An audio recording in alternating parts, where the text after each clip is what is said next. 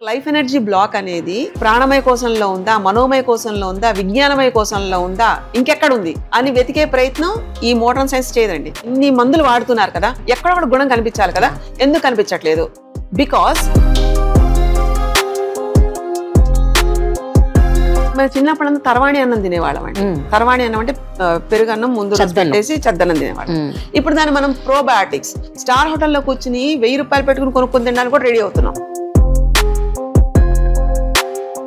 శాస్త్రాలు పురాణాలు ఇవన్నీ ఏదో తేలిగ్గా తీసిపడేసే కాదండి, చాలా ఆధారాలు ఉన్నాయి.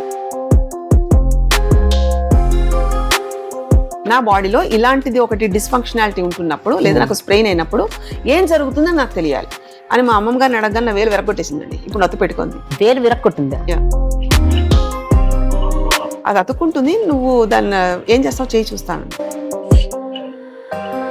లక్షల కొద్ది జపాలు చేయక్కర్లేదండి, ఒక్క మాట మాట్లాడితే అది వాక్ శుద్ధి అవుతుంది, బుద్ధి శుద్ధి అవుతుంది, కర్మ శుద్ధి అవుతుంది, కోరిక శుద్ధి అవుతుంది.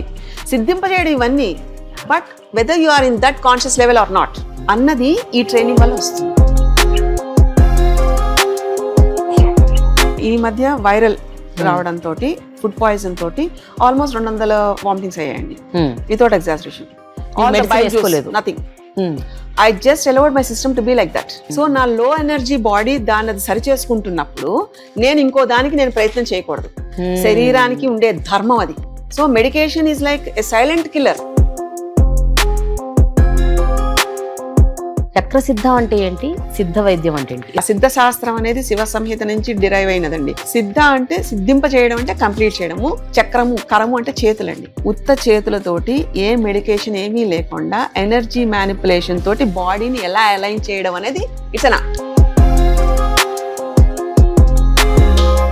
ఓపెన్ సీక్రెట్ ఏంటంటే ప్రతి మనిషి అనే పుస్తకంలో నుంచే రోగం అనేది దాని సమాధానం అనేది దొరుకుతుందండి. ప్రతి కేసుకి ముందు తర్వాత reports will take. Skeletal element ఎలా ఉంటుంది, ఎంఆర్ఎస్ లో మనకి మొత్తం ఇంపింజ్మెంట్స్ ఆఫ్ ద నర్వ్స్ ఎలా ఉంటాయి, మొత్తం అంతా everything will be recorded without any medicine, by the way, without any bed rest. పొద్దున లేస్తే వంట ఏం చేసుకోవడానికి ఇంత మెను చదువుతాము. జీవితానికి ఏమేమి కావాలి, ఎలా ఉండాలని తెలుసుకునే ప్రయత్నం మనం చేయొద్దు. తప్పు మనది అవ్వదండి అలా చదువుకోకపోతే. తీయండి, చదవండి. అగ్ని సూక్తం ఏం చెప్తోంది, సామవేదంలో ఉండే ఆరోగ్య సూత్రాలు ఏముంటున్నాయి, కర్మ విపాకం ఏం చెప్తోంది, శిక్ష అనేది ఎలా ఉంటుంది. ఆ మూఢనమ్మకాలు కావు. స్వర్గమైన నరకమైన మనలోనే ఉంటుంది.